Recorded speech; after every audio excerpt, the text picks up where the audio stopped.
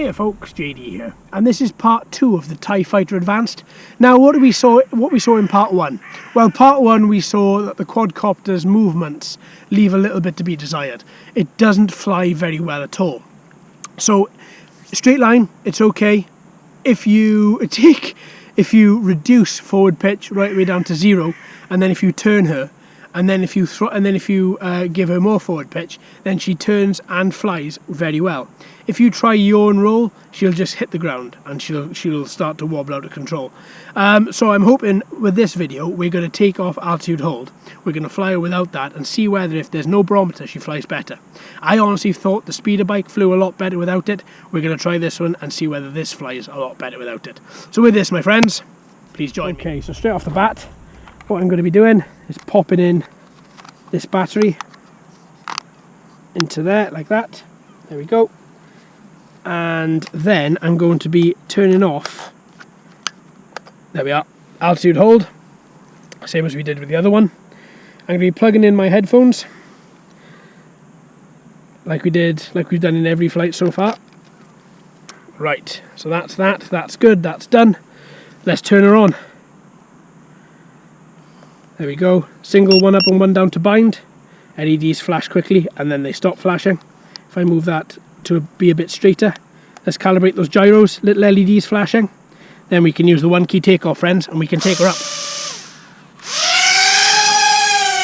Alright, up we go. Non-altitude hold mode active. And let's see how we go. If I alter the throttle as you turn, yeah, much easier. So if you turn, alter throttle, and then give her more throttle, it is so much easier to fly. Okay, that's good. Ooh! In speed mode 1 we are here, folks.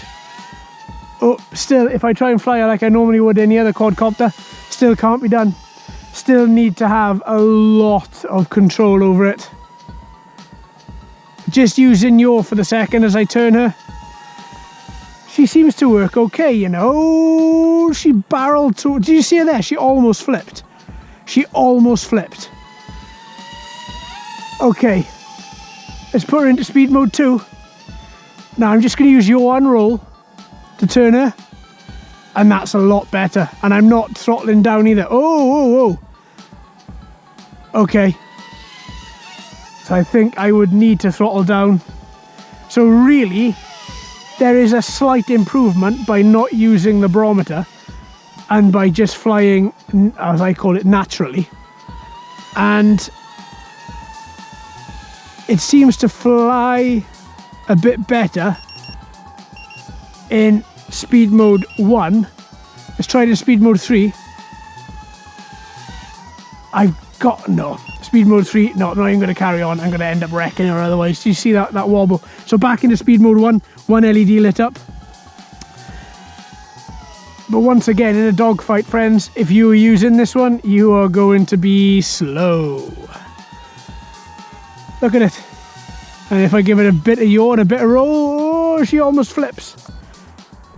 But yeah, it's a difficult one to pilot this if you want to turn her, which is a basic requirement of a quadcopter.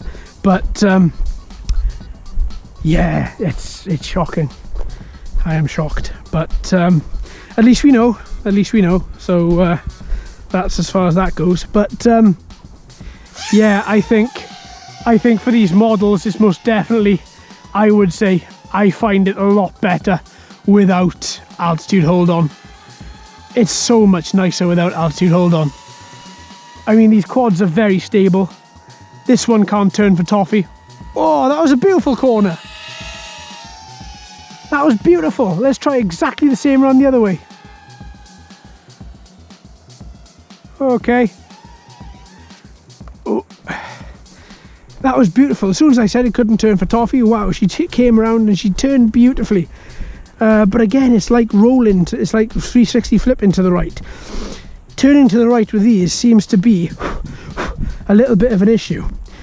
Roll 360 to the left, fine. 360 to the right, wobbles a bit. Turning to the left seems to be okay. Turning to the right, again, seems to be you seem to have a bit of an issue. Now let's try a couple of flips without altitude hold on, and it flips really well. Right, left. Ooh, left is a little bit dodgy there, but all in all it seemed to work really, really well. There we are, look at that left, beautiful. This is speed mode 1, and then if I try the same on the right, okay, she does the same on the right. There is a knack to this. Speed mode 1 and slow and steady wins the race, folks. Absolutely.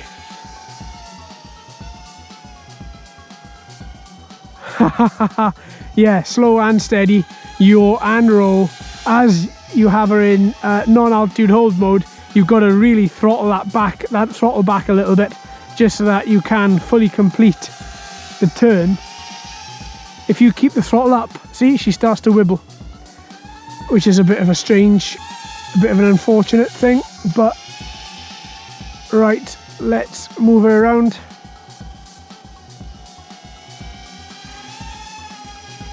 Also, with altitude hold off, you don't need the 1 key takeoff to land or start. You literally just need to throttle up and she'll just take off. One thing I noticed doesn't happen with the with altitude hold on.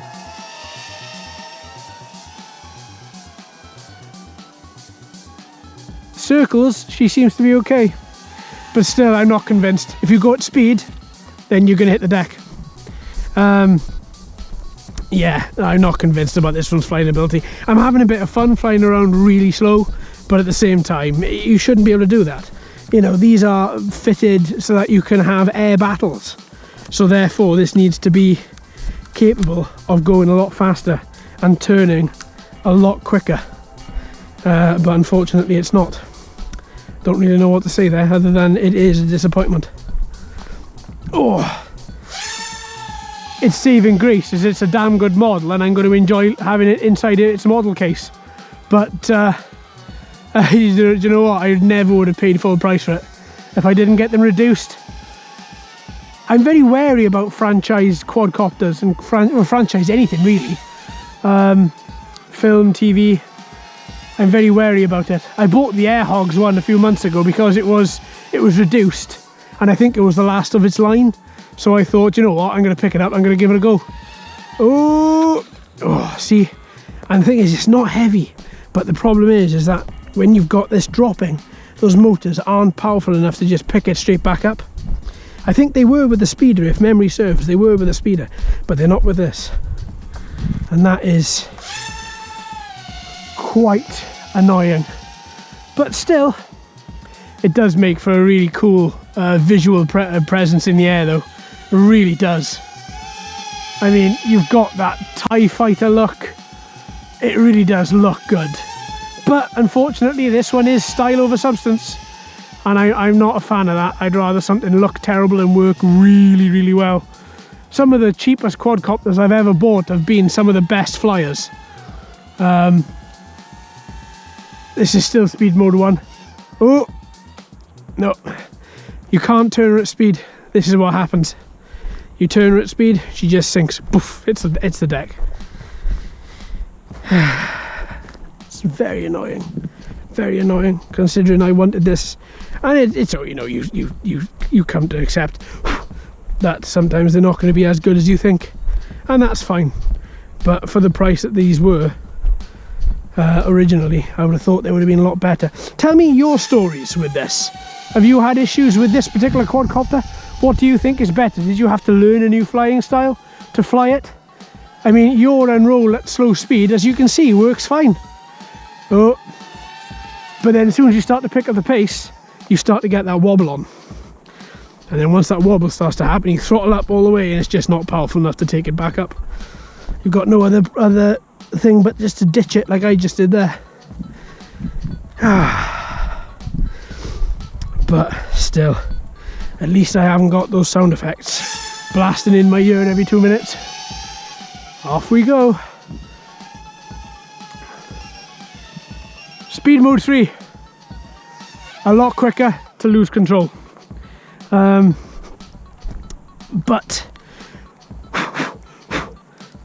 But yeah, I think it's dead set that this one is not going to be... Oh, have I got some grass caught around somewhere? Yes, I have.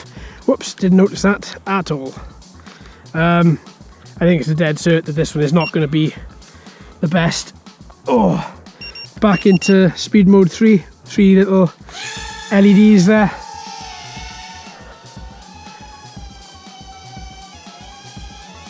Yaw forward, loses control. Basic movements. These basic movements are movements that everybody should learn when flying quadcopters. Let's put it back into speed mode 1. Yeah, I feel quite disappointed by this. This is probably the most negative review I think I've ever done. Up we go. I think that battery's starting to go. She's starting to feel a little heavier than usual. Yeah, throttle up and she's going down. That's the battery. Well, she spent more time, I think, on the ground than she did in the air. No, that's an exaggeration. She didn't. She spent more time in the air.